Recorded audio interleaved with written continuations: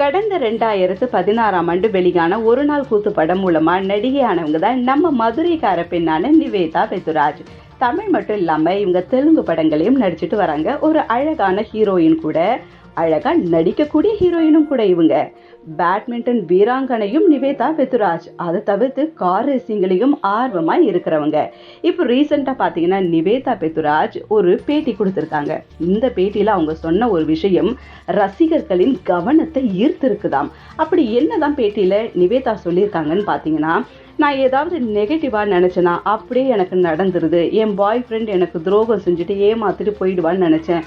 அதே மாதிரியே எனக்கு நடந்துச்சு. என் பாய் ஃப்ரெண்டு என்ன ஏமாத்திட்டு வேற ஒரு பொண்ணு கூட போயிட்டான் அப்படின்ட்டு சொல்றாங்க.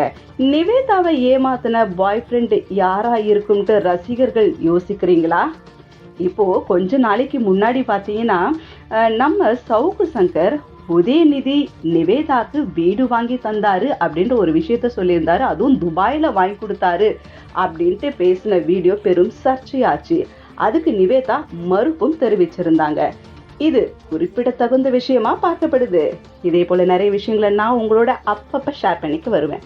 அதுக்கு நீங்க எங்களோட கிரானிக்கல்ஸ் தமிழோட இணைந்திருக்கிறோம். எங்க சேனலை நீங்க மறக்காம சப்ஸ்கிரைப் பண்ணணும்.